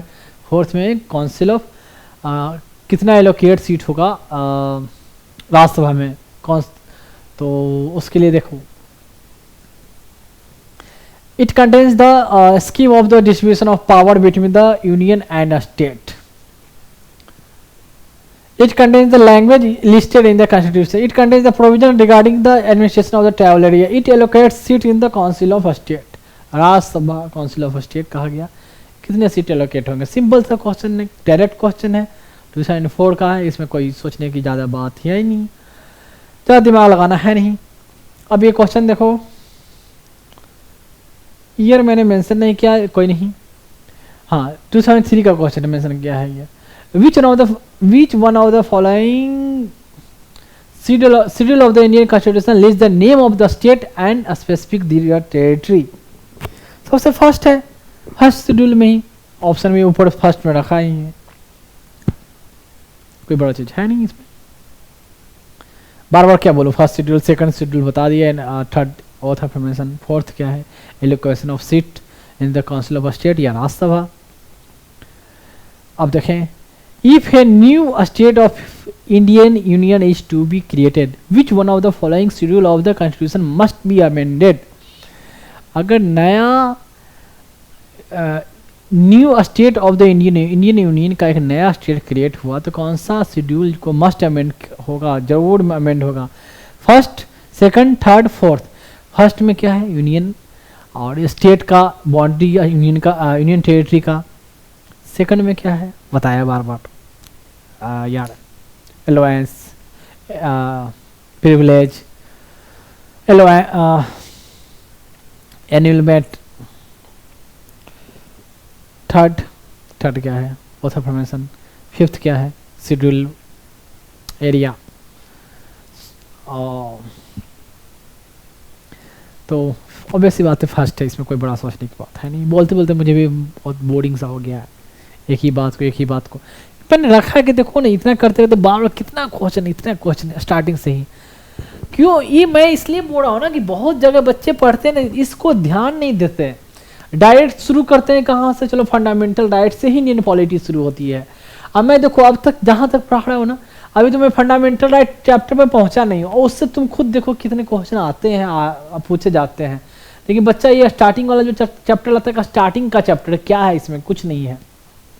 सी, और मैं अभी तक जहाँ तक मैंने आपको पढ़ाया कि भले स्टार्टिंग का इतना पढ़ाया है, लेकिन कहीं ना कहीं आपको रियलाइज हो गया, पूरा पॉलिटी को मैंने निचोड़ कर आपके सामने कहीं ना कहीं डिफरेंट तरीके से दिया है, कि भले ही अब आगे का ना मौका मिल पाए, आगे ना पढ़ पाओ आगे का टॉपिक, लेकिन आगे का टॉपिक आप इतना एबल हो गए हो, खुद एबल हो गए हो कि आप पढ़ के जितना मैंने समझा दिया सफिशिएंट हो चुका है, इतना में भी, क्योंकि उतने दिन से मैं बार बार बोल रहा हूँ क्या कर रहा हूँ, पढ़ा तो ही ना, टॉपिक तो डिस्कस करता हूँ, कभी कभी मैं लाइफ की बातें या आगे सर्विस की बातें मैं एक्सपीरियंस वो बता देता हूँ, लेकिन अदरवाइज तो अब किसी की पर्सनल लाइफ ये सब कहानियाँ तो मैं नहीं बताता।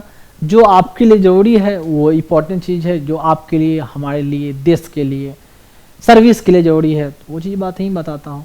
तो एक क्वेश्चन देख लें, विच one of the following statement correctly describe the fourth schedule of the constitution of India. पक गया हूँ मैं। फोर्थ शेड्यूल इतना बोलते बोलते आपको जरूर याद हो जाना चाहिए। फोर्थ शेड्यूल क्या है? Allocation of seats. कहीं कहीं ऑप्शन है तो बताओ यार, allocation of seats the council of state. और ज़्यादा मैं बोलूंगा नहीं सारे के ऑप्शन को। अब देखो, which one of the following schedule of the constitution of India का provision regarding anti defection law, anti defection act कहाँ है? 10th शेड्यूल कहीं है option? 10th schedule 1998। List match करें। अब यहां देखो, ये थोड़ा ध्यान देने की बात है। फंक्शनरी, प्रेसिडेंट, जज, मेंबर, ये ओथ अफर्मेशन। अब देखो, ये ओथ अफर्मेशन ये है कि ऐसे ओथ लेते हैं। ओथ अफर्मेशन में बताओ, ओथ अफर्मेशन में क्या प्रेसिडेंट है? वहां मैंने बताया था प्रेसिडेंट नहीं है। ओथ अफर्मेशन में प्रेसिडेंट, वाइस प्रेसिडेंट नहीं है, चीफ इलेक्शन कमिश्नर नहीं है, प्रेसिडेंट वहां नहीं है, जज ऑफ सुप्रीम कोर्ट है, मेंबर ऑफ पार्लियामेंट बन गया चाहे इलेक्शन लड़ रहा है उसका भी ओथ ऑफ अफर्मेशन है, मिनिस्टर ऑफ यूनियन इसका भी ओथ ऑफ अफर्मेशन है, प्रेसिडेंट का वहाँ ओथ ऑफ अफर्मेशन उस शेड्यूल में नहीं है। वो तो बताने की बात हो गई, इससे इस आंसर से रिलेटेड नहीं। अब देखो, ओथ ऑफ अफर्मेशन भले ही तुमको नहीं पता, लेकिन मेंबर ऑफ द यूनियन जो होते हैं ना, कैबिनेट मिनिस्टर या कहते काउंसिल ऑफ मिनिस्टर, इनको मैंने बताया था ना कभी कि इनको कहा कि ओथ ऑफ सीक्रेसी का ओथ लिया जाता है कि या आप जो अंदर कैबिनेट में या काउंसिल ऑफ मिनिस्टर में जो बातें चल रही, जो पॉलिसी से रिलेटेड, उसको डिस्क्लोज आपको तब तक नहीं करना है जब तक आपको ऊपर से इंस्ट्रक्शन ना हो। खुद से इतना सीक्रेसी मेंटेन करना है, कम से कम आपको गोपनीयता मेंटेन करना है कि आपको पहले से रिवील नहीं करना जब तक पब्लिकली रिवील करने के लिए डायरेक्शन ना हो। तो मिनिस्टर कहते हैं minister for the union, minister जो मंत्री हैं, सीक्रेसी ऑफ इंफॉर्मेशन उनके लिए होगा, ये बात है। अब देखो, जज ऑफ सुप्रीम कोर्ट, इसमें देखो secrecy of information, faithful discharge of duty, faith and allegiance to constitution of India, upholding the constitution and law. Constitution को अपहोल्ड करना, प्रोटेक्ट करना, गार्जियन ऑफ कॉन्स्टिट्यूशन कौन है? Supreme court. द जजेज of supreme court, option 4। अब देखो, B4 and D1 कहाँ है? B4 यहाँ, D1 ये नहीं है, एक ही बचा B4 D1 में। अब देखना है कि A का 3 और C का 2। A का 3 president of India, faith and allegiance to constitution of India, C member of parliament, faith and discharge of duty. नहीं पता है तो भी ये दो तो हमारा मैच कर गया, और कोई ऑप्शन नहीं है तो ये मारेंगे। है भी सही है। एक बात मैं बता दूं, डीएल में देखा जाए जो मेंशन है कॉन्स्टिट्यूशन में, प्रेसिडेंट ऑफ इंडिया के लिए मेंशन है कि फेथफुली एग्जीक्यूट द ऑफिस। तो यहाँ ए का ऑप्शन जो आया है 3 दिया है, faith and allegiance to the constitution of India, ये मेंशन किया गया है मेंबर ऑफ पार्लियामेंट के ओथ में, लेकिन हमारे पास वो ऑप्शन दिया हुआ नहीं है। यहाँ प्रेसिडेंट ऑफ इंडिया को क्या मेंशन किया गया कि फेथफुली डिस्चार्ज ऑफ ड्यूटी नहीं, फेथफुली एग्जीक्यूट द ऑफिस से कहा गया है। ओथ ऑफ अफर्मेशन ये है फेथफुली एग्जीक्यूट द ऑफिस, इनके लिए, प्रेसिडेंट के लिए। अब मेंबर ऑफ पार्लियामेंट के लिए कहा गया faith and allegiance to the constitution of India, C के लिए 3, लेकिन ऐसा कोई ऑप्शन था नहीं। 2 हमारा एग्जैक्ट मैच किया, जिसको हमें पता भी था, तो ऑप्शन फिर भी दिया जा रहा है आंसर की सी को। तो ऐसी है। अब है कि 2 तो ऐसे चलो दिमाग ला के, इनका उतने सारे लोगों का ओथ कहाँ से याद रहेगा यार, कि इनका प्रेसिडेंट का है कि ओथ लेंगे कि फेथफुली एग्जीक्यूट द ऑफिस, और मेंबर ऑफ पार्लियामेंट लेगा कि faith and discharge of the duty, faith and allegiance to the constitution of India, निस्तेमान रहेंगे। लेकिन कुछ थोड़ा दिमाग लगाकर ऐसे वैसे कुछ आंसर करना होगा। डायरेक्ट सबका उतने सारे लोगों का ओथ रहेगा तो सुप्रीम कोर्ट के जजेस का ओथ, स्कैग का ओथ, इलेक्शन कमिश्नर का ओथ, तो इलेक्शन कमिश्नर का कोई ओथ नहीं है, नहीं उनका ओथ नहीं। खैर अब एक बात और, डिप्टी स्पीकर का कोई अलग से कोई ओथ नहीं होता। मेंबर ऑफ पार्लियामेंट जो ओथ लेते हैं ना एमपी, तो वो ओथ ही उनका ओथ हो गया, उनके लिए अलग से ओथ नहीं, शपथ नहीं लिया जाता, नहीं लेने का प्रोविजन है। क्योंकि एग्जाम में क्वेश्चन आता भी है, क्योंकि खोजते रह जाओ कि यार ये कैसे ओथ लेता है। नहीं, मेंबर ऑफ पार्लियामेंट जब बने, जो ओथ लिया गया एमपी बनते वक्त दिलवाया गया, डेट्स ओथ इनफ, दोबारा ओथ नहीं लिया जाता। अब है sources of constitution at a glance. I think देखें, एक तो मैं पहले भी बता चुका हूँ, अब मुझे बताने की ज़रूरत नहीं है। जो government of India act, I think मैंने ऐसे रख दिया लास्ट में किया है, पहले डिस्कस कर चुका हूँ, इसको मैंने ट्रिक भी बताया था कैसे कैसे, एक और पहले जाके आप देखेंगे सुनेंगे आपको पता चल जाएगा। ये तो government of India act question भी पूछा गया था मेंस में, तो मैंने पहले ही बताया कि emergency, administrative, public service commissioner, judiciary, governor, और क्या है इसमें इमरजेंसी प्रोविज़न हो गया, और जो गवर्नर की जो ऑर्डिनेंस पावर है या प्रेसिडेंट का, कहीं ना कहीं गवर्नमेंट ऑफ इंडिया एक्ट से लिया गया। फेडरल स्कीम, फेडरलिज्म बार बार चल रहा था कि 1935 एक्ट में क्या इस्टेब्लिश करने की बात कही गई थी, फेडरल स्कीम को लाया गया था, लेकिन प्रिंसली स्टेट ज्वाइन नहीं हुए थे, तो हमारा कंट्री में फेडरेशन इस्टेब्लिश नहीं हो पाया था। बाकी ब्रिटिश कॉन्स्टिट्यूशन में, यूएस कॉन्स्टिट्यूशन में आपको मेमोराइज करना है, मैंने बता दिया है कैसे, थोड़ा बताया था, देख लेंगे। एक चीज़ को मैं बोलूँगा, बोलते बोलते मैं भी थक चुका हूँ रियली, मुझे भी बहुत प्यास सा लगा हुआ ओट सूख रही है। और खैर ये US constitution, Irish constitution, Canadian, Australian, Weimar, constitution of Germany, Soviet constitution जिसको USSR, union socialist sovereign republic, union of socialist sovereign republic ऐसे है, और इसको रसिया भी अभी कहा गया, फ्रेंच है, साउथ अफ्रीका कॉन्स्टिट्यूशन से, जापानीज कॉन्स्टिट्यूशन से, यहाँ तक ये हो गया क्लियर। अब देखें ये है प्रियम्बल। प्रियम्बल में जो इंडिपेंडेंट जब का इंडिया हुआ तो उस समय का प्रियम्बल देखें कितना डेकोरेटेड है, कौन कौन डेकोरेट किए थे उनका नाम भी मैंने बताया था, फर्स्ट चैप्टर, सेकंड चैप्टर बताया था, making of constitution I think, तो देखेंगे आप। इसमें देखें, we the people of India solemnly resolve to constitute India into, देखो India into sovereign democratic republic, sovereign democratic republic. बाद में चेंजेस हुआ 1942 में, we constitute India into sovereign, constitute India into sovereign socialist secular, पहले था sovereign democratic republic, socialist and secular बाद में add हुआ, यहाँ सोशलिस्ट एंड सेकुलर यहाँ नहीं है, ये दिखाने के लिए मैंने दोनों को यहाँ रखा है।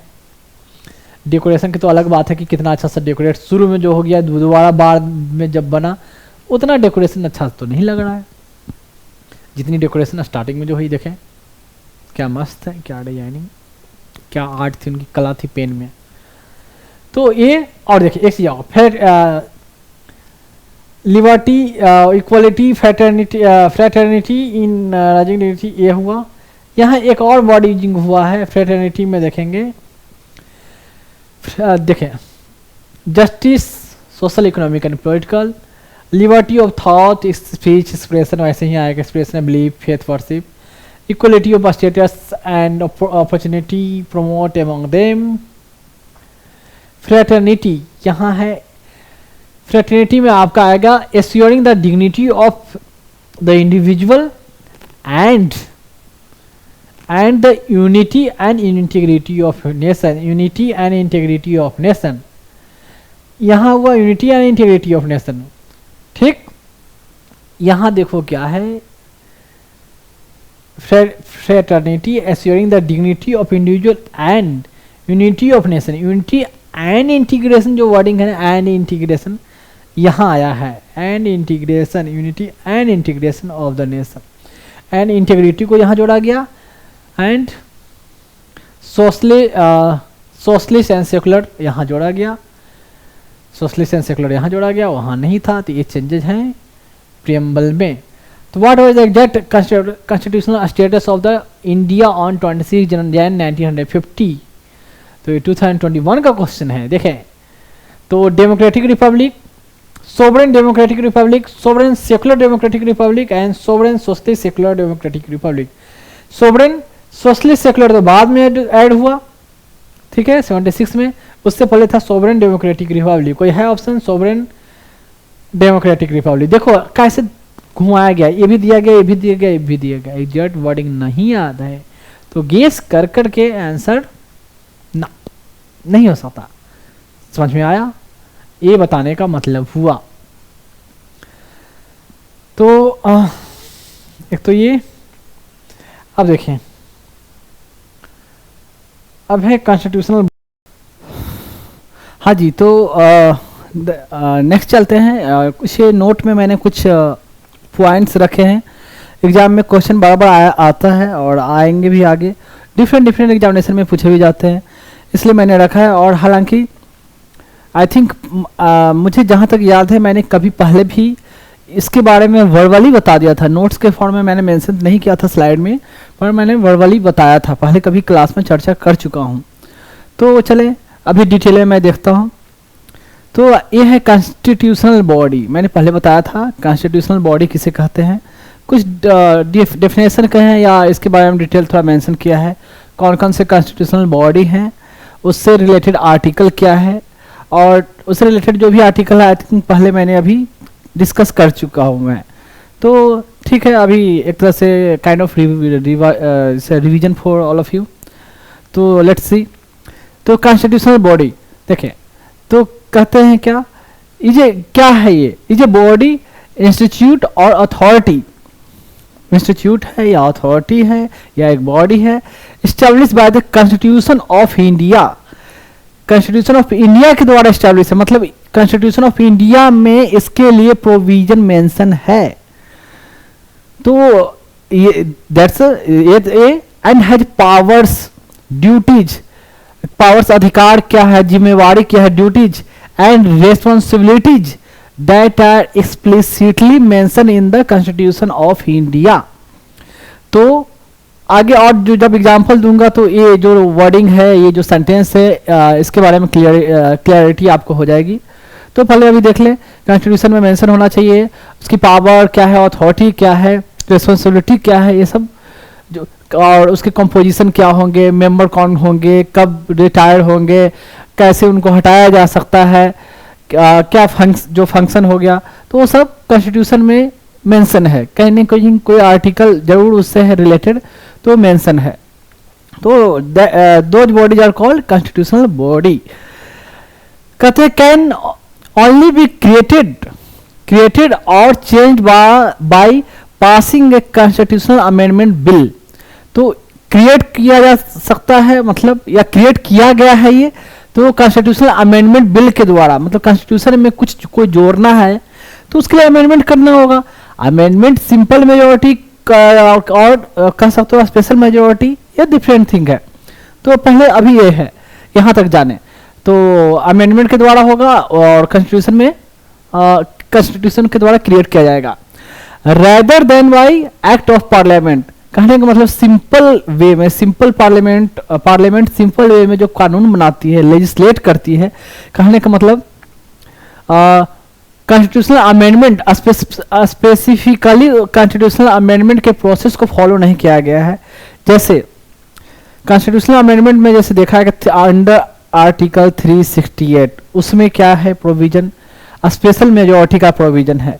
दो टाइप का स्पेशल मेजोरिटी, एक है सिंपल मेजोरिटी, वो जो सिंपल मेजोरिटी से अगर अमेंडमेंट किया जा रहा है तो वो अमेंडमेंट अंडर आर्टिकल 368 के अंदर नहीं आती है। ठीक है, तो कह रहा है कि एक तो कॉन्स्टिट्यूशनल अमेंडमेंट होना चाहिए। अमेंडमेंट यहाँ कुछ भी हो सकता है, सिंपल या सिंपल या स्पेशल मेजोरिटी कुछ भी। और सिंपल जैसे कि आप बोल रहे हो कि कोई दिन पर दिन डेली देखते हो कि पार्लियामेंट कोई कानून बनाती है, पर उस कानून को कॉन्स्टिट्यूशन में मेंशन नहीं है। लैंड रिफॉर्म एक्ट, बहुत सारे, जैसे सिटीजनशिप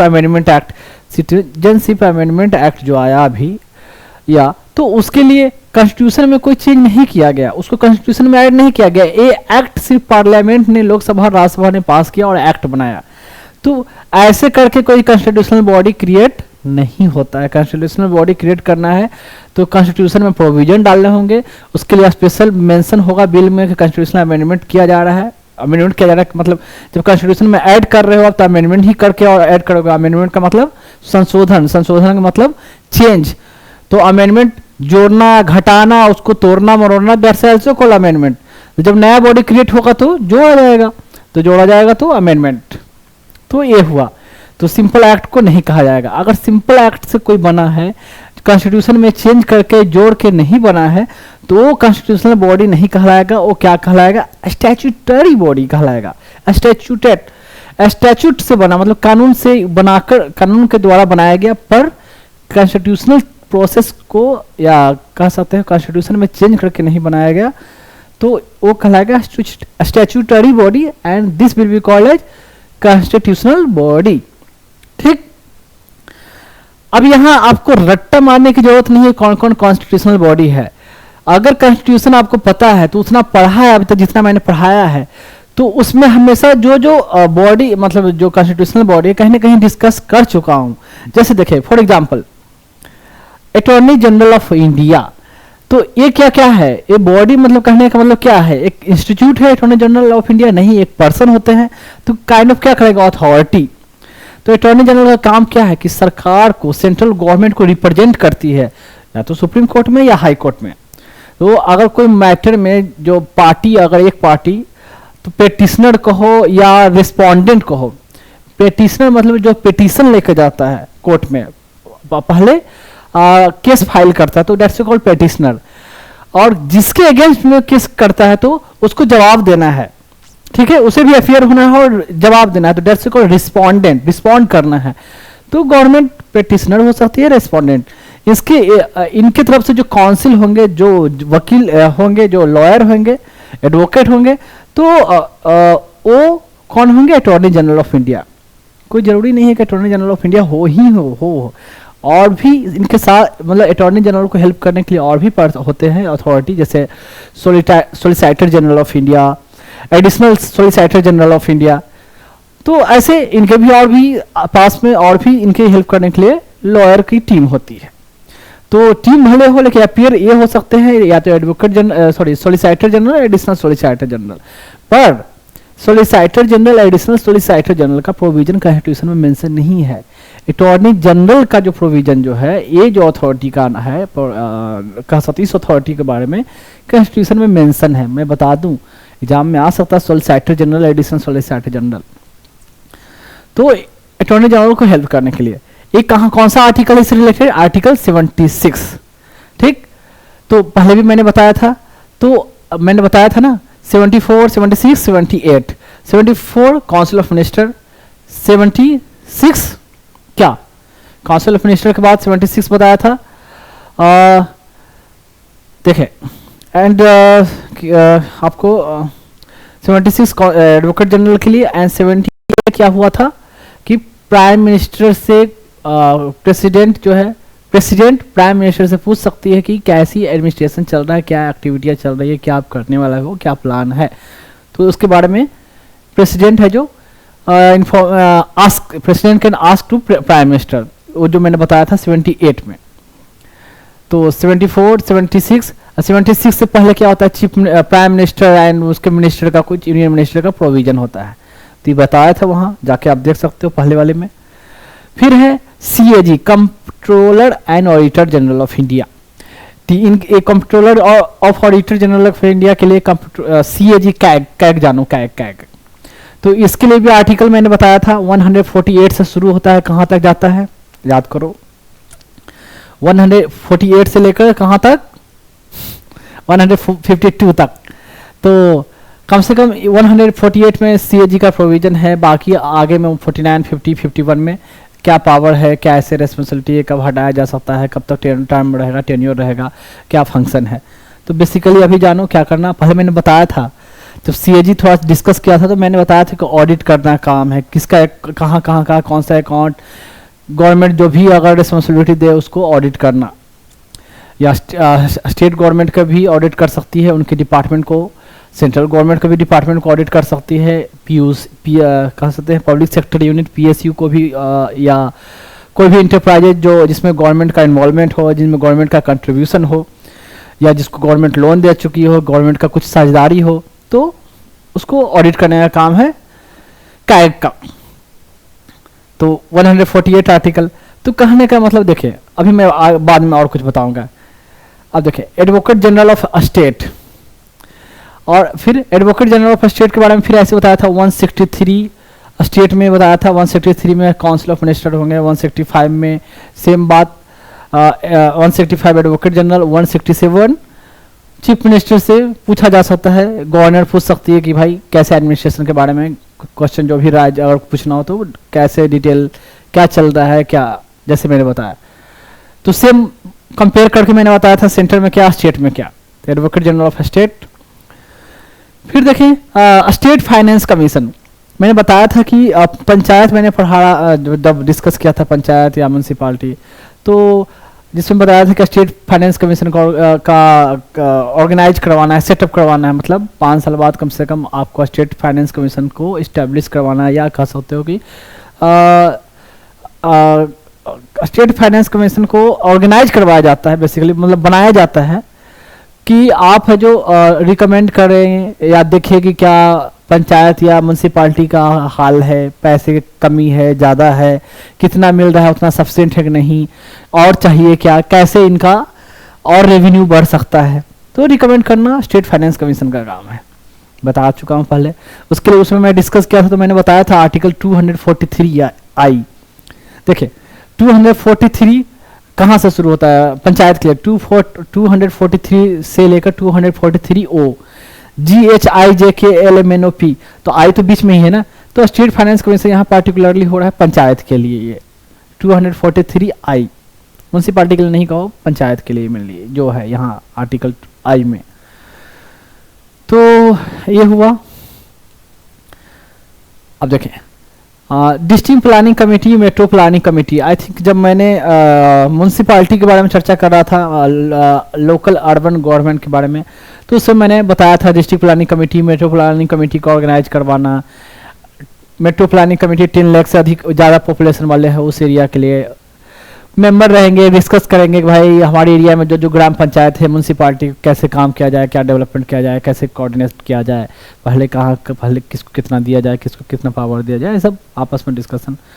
तो उसके लिए district planning committee, metro planning committee, ये यहाँ मैंने मेंशन इसलिए किया कि जब इसको आप, इसमें कोई स्पेसिफिक कोई ऐसी कंसेप्चुअल बातें नहीं है जो मेमोराइज करने की चीज़ है, बट एग्जाम में और जब हो सकता है कि पंचायत कितने लोग पढ़ा रहे हो तो उसमें district planning, metro planning committee का डिस्कशन नहीं करते हैं, या आप बुक भी पढ़ रहे हो तो ऐसा लगता है कि यार इसमें कोई रिलेवेंस थिंग नहीं है, ये कोई ऐसा कुछ बड़ी बात नहीं है, तो उसको स्किप कर जाते हैं।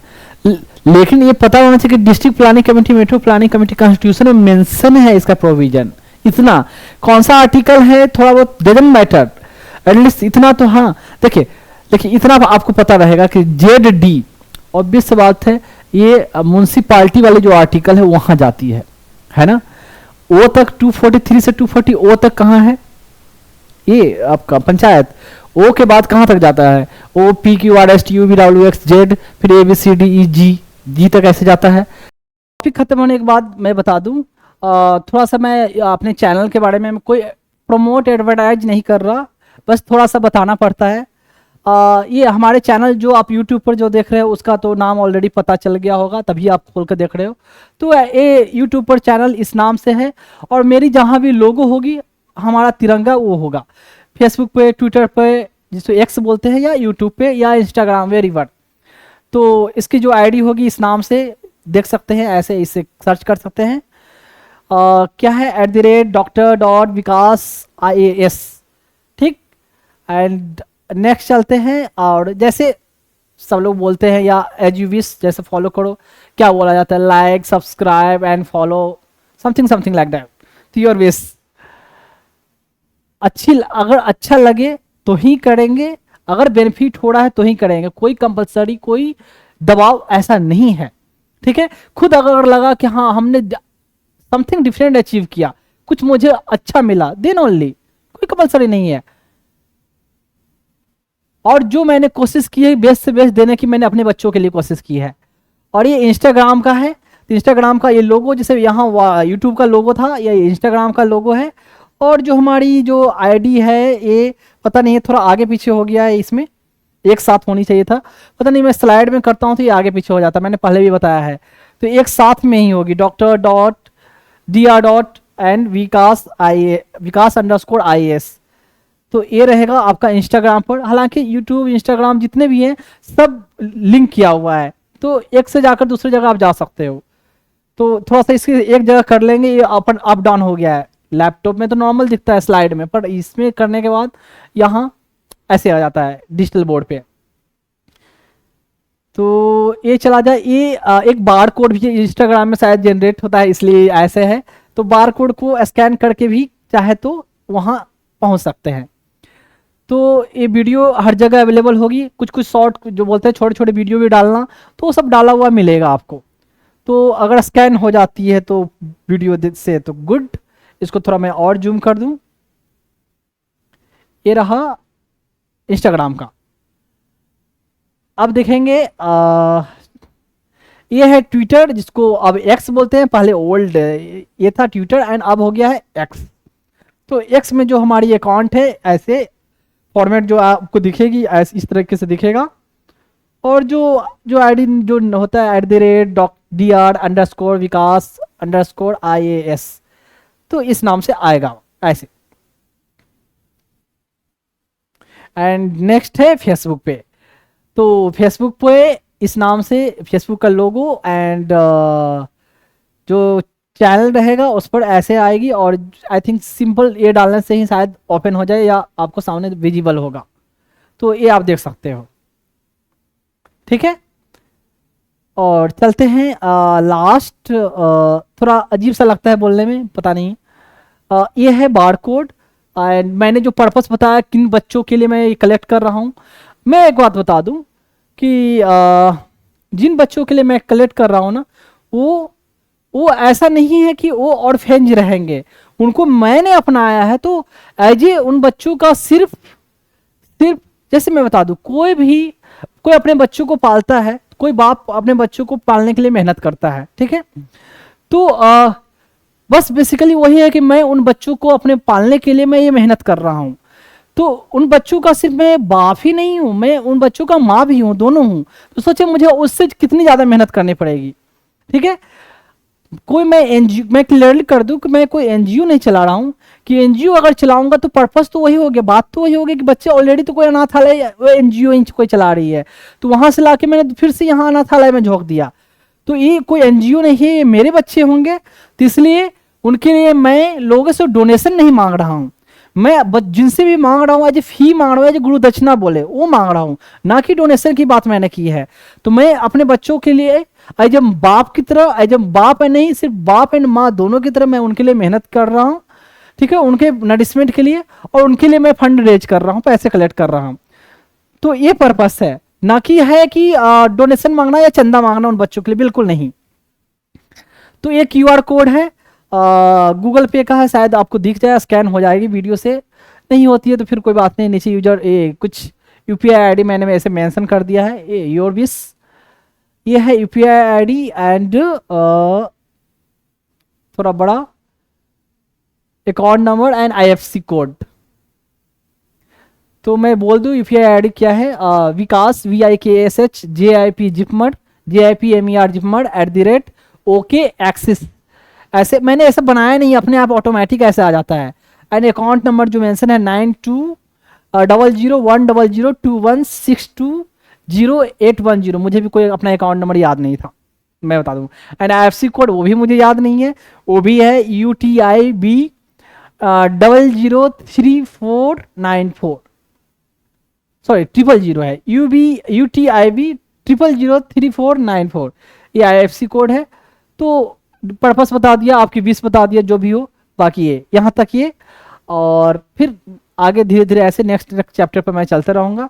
तो ऑलरेडी मैंने कवर किया है, बताया है। एक बात और, पॉलिटी में आपको ज़्यादा कनेक्शन मिलेगा, एक चैप्टर से का लिंक बहुत से, पर जब मैं इकोनॉमिक्स पढ़ाऊंगा ना, उसमें रिलेटिवली थोड़ा कम लिंकिंग रहेगा, पर जहां लिंक रहेगा मैं थोड़ा थोड़ा इंट्रोडक्शन देकर चला आगे बढ़ूंगा। पर पॉलिटी में बहुत ज़्यादा लिंक है, तो एक चैप्टर के साथ बहुत सारे मल्टीपल चैप्टर कवर हो जाते हैं। ठीक है, क्लियर? तो डरना नहीं है, धीरे धीरे सब चीज़ हो जाता है, शांति से ध्यान से पढ़ना है। और मैंने ऐसे पढ़ाया है कि यहाँ तक कि बच्चा तक मैंने ऐसे पढ़ाया कि अगर 10th क्लास का बच्चा हो, अगर वो टाइम दे, ध्यान से देखे, आराम से फोकस करे, तो वो आसानी से समझ सकता है। ठीक है, तो आपको इसमें आपको सिर्फ इंटेलिजेंट की जरूरत नहीं है, साथ में आपको इसके लिए क्या है, पेशेंस की जरूरत है कि आप ध्यान से सुनो, बैठो, पढ़ो, तो ही आप समझ सकते हो। ठीक है, तो मैंने हर पहलू को जो मैंने बताया है कि हर एस्पेक्ट को मैंने कवर की है। तो यहाँ तक इतना, बाकी बहुत सारी डिटेल बाकी जब बीच बीच में तो आते ही रहता है, तो आगे मैं बताते रहूँगा, या अभी जो बताते रहूँगा ऑलरेडी कवर हो चुका है। मैं बता चुका हूँ पहले भी कि ऑफलाइन ऑलरेडी मैंने ऑलमोस्ट खत्म कर दी है, पर ऑनलाइन जो कंटेंट है वो अब आपको अवेलेबल हो रहा है ऑनलाइन के फॉर्म में। क्लियर है? तो अभी तो पॉलिटी वाली मिलेगी आपको, बाद में उसके बाद आपको इकोनॉमिक्स की क्लासेस मिलेगी आपको ऑनलाइन फॉर्म में।